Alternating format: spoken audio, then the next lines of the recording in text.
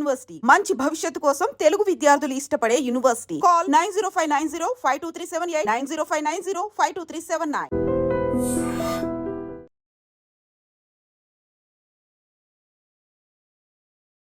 22వ తారీఖున జరిగినటువంటి ఉగ్ర దాడికి ప్రతీకారం తీర్చుకుంది భారతదేశం కూడా.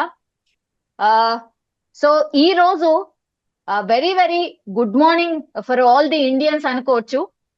ఆపరేషన్ సింధూర్ తెల్లవారి లెవ్వగానే ఆపరేషన్ సింధూర్ స్టార్ట్ చేసేసాం. సో ఒక రకంగా చెప్పాలంటే ప్రతీకారం తీర్చుకున్నాం అని అనుకోవచ్చు.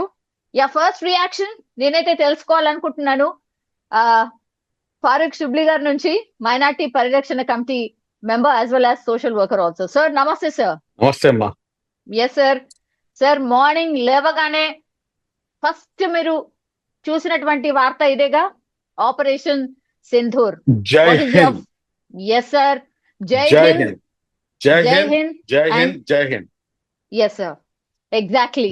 We are very much proud to be an Indian, and we are very much proud of our Indian Army, and thank you to Indian Army and thank you to Indian government. ఎందుకంటే తల్లి మనస్ఫూర్తిగా thank you. ఎందుకు మనస్ఫూర్తిగా thank you అంటే ఆ 25 మంది భారతీయులు, ఆ ఒక్క నేపాల్ అతను మొత్తం 26 మంది అమాయకులను పొట్టన పెట్టుకున్న తర్వాత వాళ్ళు మీకేమైనా అవుతారా, నాకేమైనా అవుతారా? ఎందుకు ఈ రోజు మేము ఆనందంగా ఉన్నాం? మా అందరికి ఉన్నటువంటి రిలేషన్ ఏంటంటే భారతీయులం అన్న ఒక రిలేషన్ మన అందరికి ఉంది. మేమందరం ఇండియన్స్ అన్న ఒక రిలేషన్ ఉంది. ఆ 26 మందికి అన్యాయం జరిగితే మేమందరం కూడాను నిద్రాహారాలు మానేస్తాం. మాకు ఎంతో బాధ వేసింది.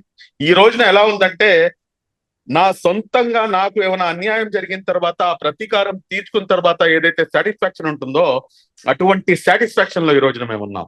ఎందుకంటే ఆ 26 మందికి సరి అయిన న్యాయం జరిగింది. వారికి డబ్బు ఇచ్చినా గానీ, ఇంకేమి ఇచ్చినా గానీ న్యాయం జరగదు. ప్రతీకారం మాత్రమే సరి అయిన న్యాయం. ఆ ప్రతీకారం ఈ రోజున ఇండియన్ ఆర్మీ తీసుకుంది కాబట్టి హ్యాట్స్ ఆఫ్ అండ్ సెల్యూట్ చేయాల్సినటువంటి అవసరం ఎంతైనా ఉంది.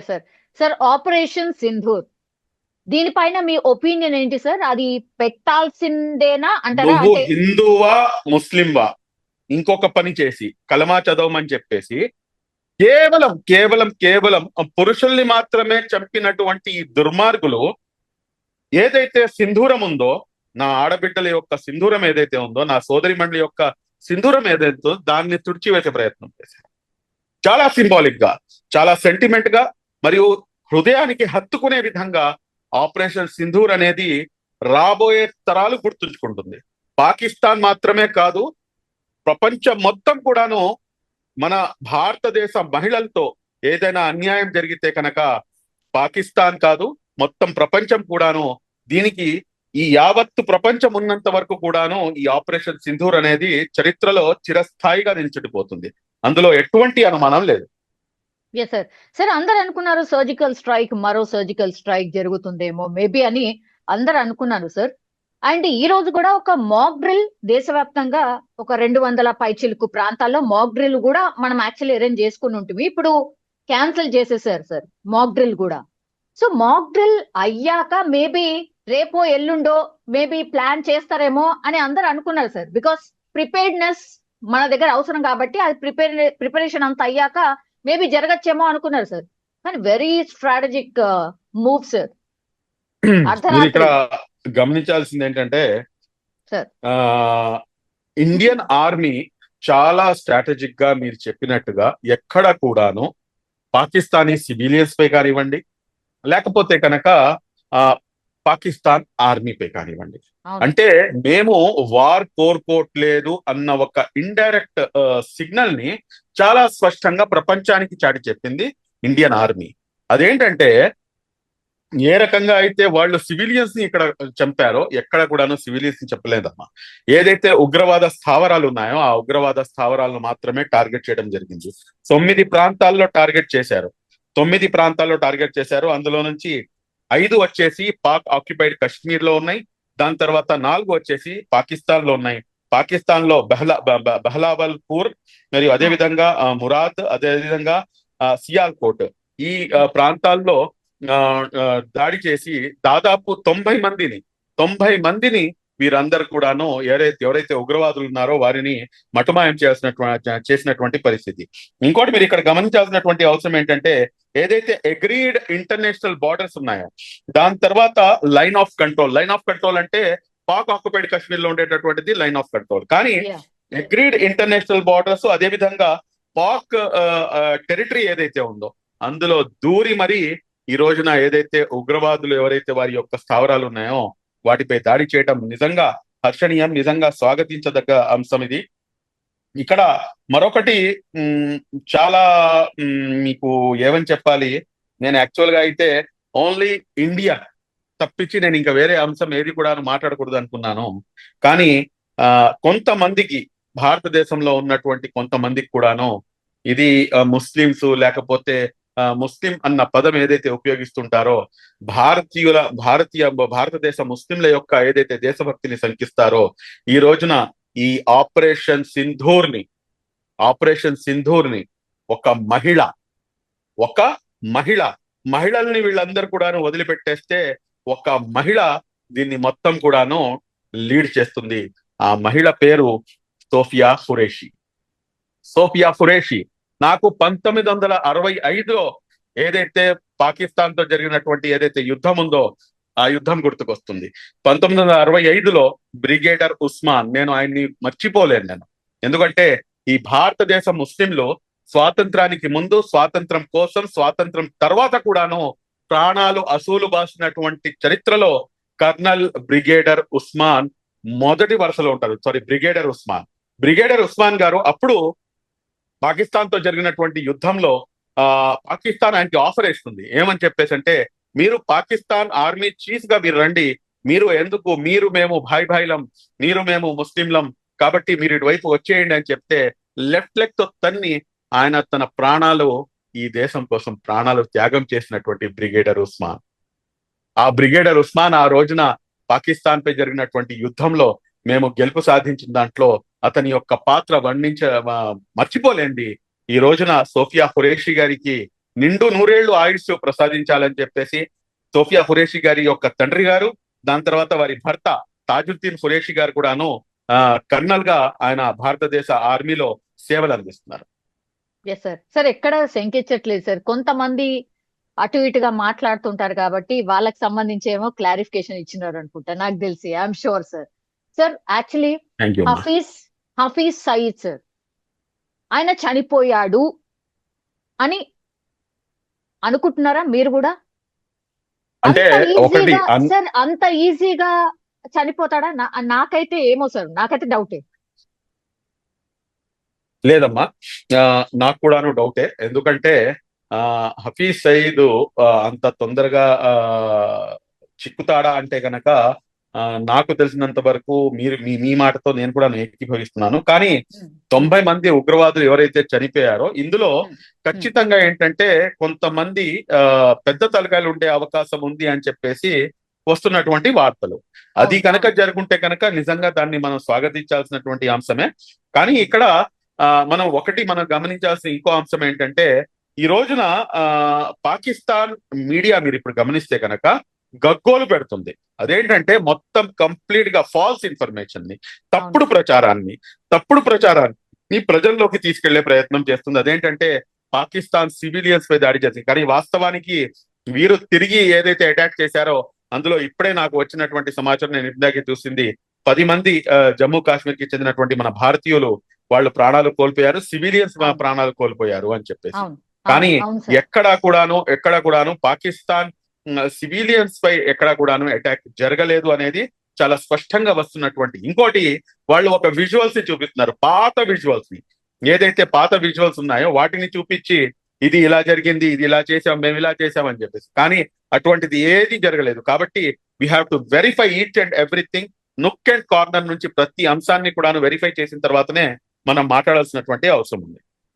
మనం స్పష్టంగా చెప్తున్నాం కదా సార్, ఉగ్ర స్థావరాలు ఎక్కడైనా ఉన్నాయో అక్కడే మనం టార్గెట్ చేసాం, ఆ స్థావరాలే మా లక్ష్యము, ఉగ్రవాదాన్ని నిర్మూలించడమే మా మెయిన్ లక్ష్యం, మేము టార్గెట్ చేసింది కూడా అదే. మనం చాలా క్లియర్ గా చెప్తున్నాం, అట్లాగే క్లియర్ గా ఉన్నాం కూడా. అయినా సరే ఈ దొంగ బుద్ధి ఎందుకు మార్చుకోదు పాకిస్తాన్? ఎందుకు ఇట్లా సార్? ప్రజలు చూడరా, మన మీడియాను చూడరా?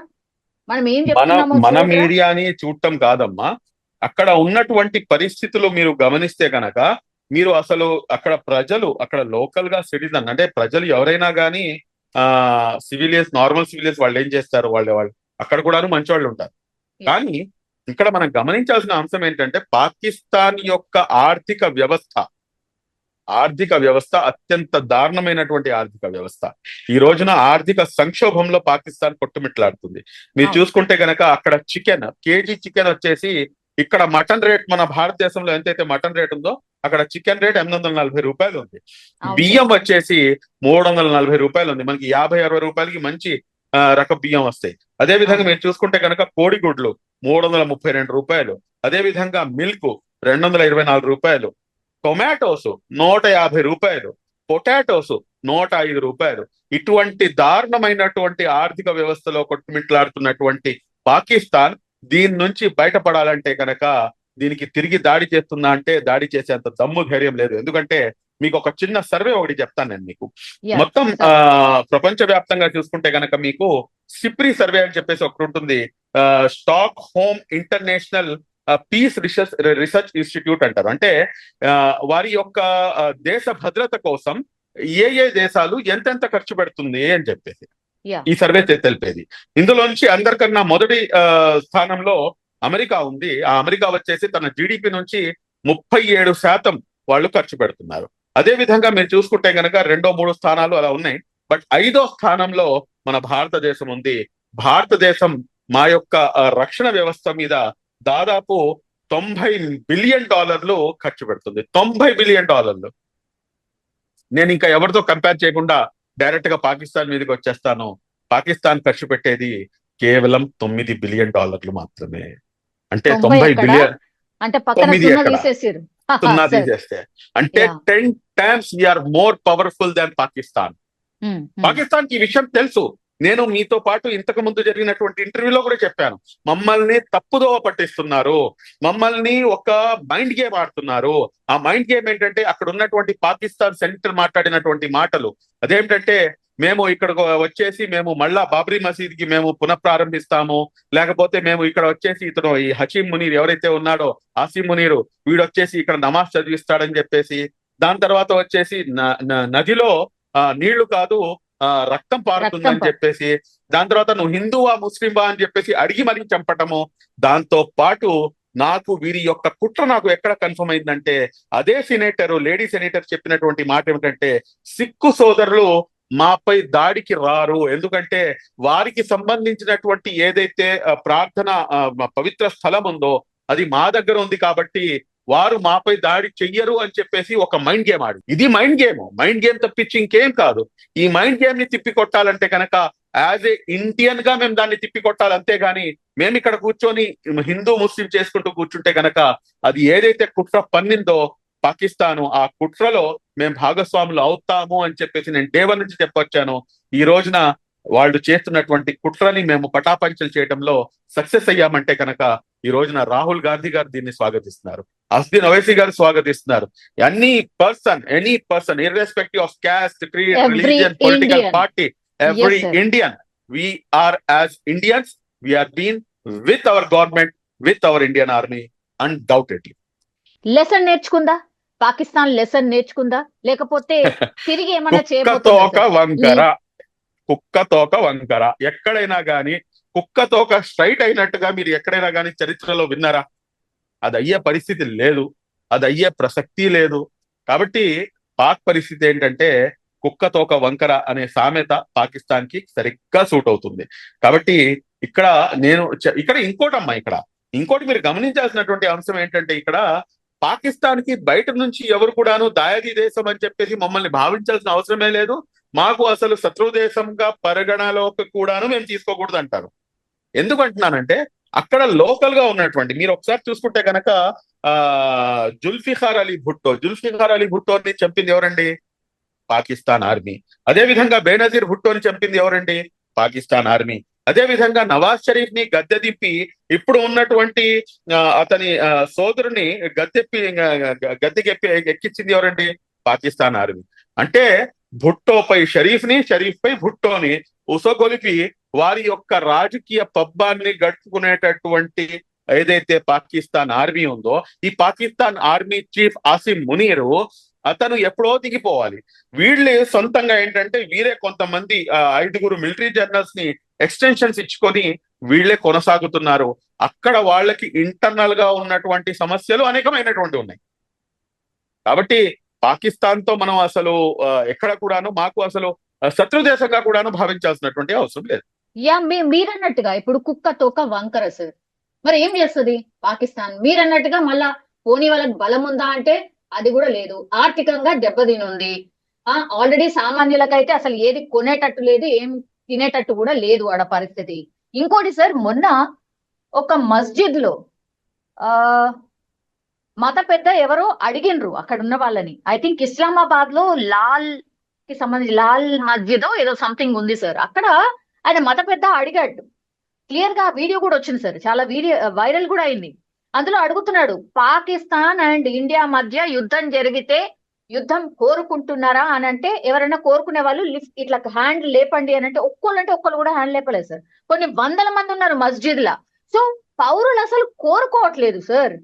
అక్కడ ఉగ్రవాదులను 100%. పెంచి పోషించడము ఎందుకు, ఇట్లా వాళ్ళ నష్టం చేసుకోవడం ఎందుకు సార్? ఇది ఎప్పుడు అర్థమవుతుంది పాకిస్తాన్ కి? మరి వాళ్ళ యొక్క పరిస్థితి చాలా దయనీయమైనటువంటి పరిస్థితి అమ్మ వాళ్ళది. వాళ్ళు ఏంటంటే ఇప్పటికైనా కానీ మారకపోతే కనుక మేము ఏదైతే అఖండ భారతదేశం ఉందో ఆ అఖండ భారతదేశం వైపుకి అడుగులు వేయాలి అని చెప్పేసి మన ప్రధాని నరేంద్ర మోదీ గారికి మనం ఇవ్వాల్సినటువంటి మెసేజ్ అయితే అదే. అఖండ భారతదేశంలో పాక్ ఆక్యుపైడ్ కాశ్మీర్ ని కూడా ఎంత ఆనందంగా ఉంది చూడండి. అఖండ భారతదేశం అంటే ఒక రకమైనటువంటి ఫీలింగ్ రావట్లేదు. మళ్ళా ఏదైతే పురాతనమైనటువంటి మన భారతదేశం ఉందో దాన్ని మనం కైవసం చేసుకొని అందరినీ కూడాను కలుపుకొని మనం ముందుకు పోదాం. అఖండ భారతదేశాన్ని నిర్మించే దిశగా కనుక మనం అడుగులు ముందేస్తే ఆఫ్ఘనిస్తాన్ దగ్గర నుంచి తీసుకొని ఇటు పాకిస్తాన్, పాక్ ఆక్యుపైడ్ కాశ్మీర్ కానివ్వండి, లేకపోతే బంగ్లాదేశ్ కానివ్వండి, వీళ్ళందరినీ కూడాను మనం ఇచ్చేసుకుంటే అంటే అటువంటి పరిస్థితులు వస్తే గనక ఖచ్చితంగా అఖండ భారతదేశం వైపు అడుగుపెట్టి అక్కడ ఉన్నటువంటి ప్రజల్ని కూడాను సుఖశాంతులతో నివసించే విధంగా మనం అవకాశం కల్పించాలని చెప్పేసి కూడా నేను భావిస్తాను. Yes sir. Sir China respond అయింది సార్, కొంత ఆందోళన వ్యక్తం చేసింది. అణ్వాయుధాలను కలిగినటువంటి పొరుగు దేశాల మధ్య భీకర ఉద్రిక్తతకు కారణం ఏంటి అనేది తెలుసుకునే ప్రయత్నం చేసింది. ఇరు పక్షాలు సంయమనం పాటించాలని కోరుతోంది సార్. ఇక్కడ సరే ఇప్పుడు మాట్లాడటం వేరండి. చైనా ముందు మన భూభాగాన్ని ఏదైతే కైవసం చేసుకునుందో దానిపై కూడాను సమాధానం అడగాల్సినటువంటి పరిస్థితి. ఎవరైతే దొంగ ఉన్నాడో ఆ దొంగ వచ్చేసి అరే దొంగతనం చేయకూడదు, అది మహాపాపం అని చెప్పినట్టుగా ఉంది నాకైతే. అంతే కదమ్మా, మా యొక్క భూభాగాన్ని కొంత ఆక్యుపై చేస్తున్నారు, దానిపై కూడాను మనం జవాబు ఇవ్వాల్సినటువంటి అవసరం ఉంది. కానీ తప్పకుండా రాబోయే రోజుల్లో దానికి కూడాను జవాబు ఇస్తారేమో, వేచి చూద్దాం ఇన్షాల్లా. యా సార్, ఇజ్రాయెల్ మద్దతు తెలియజేసింది సార్. ఉగ్రవాదంపై పోరులో భారత్ కు ఇజ్రాయెల్ మద్దతు తెలియజేసింది. ఆపరేషన్ సింధూర్ ను సమర్థించింది సార్. ఇజ్రాయెల్ యొక్క మద్దతు ఎలాంటిదంటే, ఎవరి చేతులకైతే పసికూనలు 5 సంవత్సరాల లోపల ఉన్నటువంటి 5 సంవత్సరాల లోపల ఉన్నటువంటి పసికూనలు ఏదైతే ఉన్నారో వాళ్ళని 2000 కన్నా ఎక్కువ మందిని పొట్టన పెట్టుకున్నటువంటి ఇజ్రాయెల్ అటువంటి వాళ్ళ యొక్క మద్దతు నాకు తెలిసి అవసరం కూడాను లేదు అని చెప్పి నేను బహిరంగంగా చెప్తాను అన్నమాట. ఎందుకంటే పాలస్తీన్ ప్రజలు వాళ్ళ యొక్క భూభాగం కోసం, వారి యొక్క ఏదైతే స్వాతంత్రం కోసం, నిజంగా లిటరలీ చెప్పాలంటే అది స్వాతంత్ర పోరాటం, అది వాళ్ళు చేస్తుంది. ఆ స్వాతంత్ర పోరాటం కోసం వాళ్ళు చేస్తున్నటువంటి పోరాటానికి అసలు ఇజ్రాయెల్ 1947కు ముందు 45కు ముందు ఇజ్రాయెల్ అనేది ఈ చిత్రపటంలో ఎక్కడ లేదమ్మా. అసలు చిత్రపటంలో మొత్తం ప్రపంచ చిత్రపటంలో ఎక్కడ లేదు. కాబట్టి ఈ రోజున ఏంటంటే ఏదో విధంగా మేము మీతో పాటు ఉన్నాము అని చెప్పేసి చెప్పుకునే ప్రయత్నం చేస్తుంది. కానీ ఇజ్రాయెల్ యొక్క పరిస్థితి ఎలా ఉందంటే, మీరు అంటే అక్కడ వాళ్ళ పరిస్థితి చాలా చిన్న కంట్రీ కూడాను అనలేము పలస్తీన్ ని. అటువంటి పరిస్థితి వాళ్ళది. వాళ్ళపై విరుచుకుపడ్డారు, కానీ గెలిచిందా అంటే గెలవలేకపోయింది. ఇక్కడ భారతదేశం యుద్ధాన్ని కోరుకోవట్లేదు. ఏదైతే ఉగ్రవాద చర్యలు ఉన్నాయో, ఏదైతే ఉగ్రవాద స్థావరాలు ఉన్నాయో దాన్ని మటుమాయం చేసి నిజంగా ప్రస్తుతం ఉన్నటువంటి సమాజం దేనికి ప్రయారిటీ ఇస్తుంది? ఆర్థిక సంబంధాల చుట్టూ మాత్రమే తిరుగుతోంది. మళ్ళీ ఎన్నికలంగానే చాలా విరక్తి కలుగుతాను. మంచి అనిపిస్తుంది కదా, లేడీస్ కూడా ఛాలెంజింగ్ జాబ్స్ చేసినప్పుడు చాలా బాగుంటది. ట్రాఫిక్ అసిస్టెంట్స్ గా నియమించిన ట్రాన్స్జెండర్స్ అందరితో సాల్యూట్ చేయించుకుంటున్నారు. ఫుడ్ డెలివరీ ఇవ్వటానికి వెళ్ళినటువంటి డెలివరీ బాయ్ అనిల్ పై కళ్ళ ముందు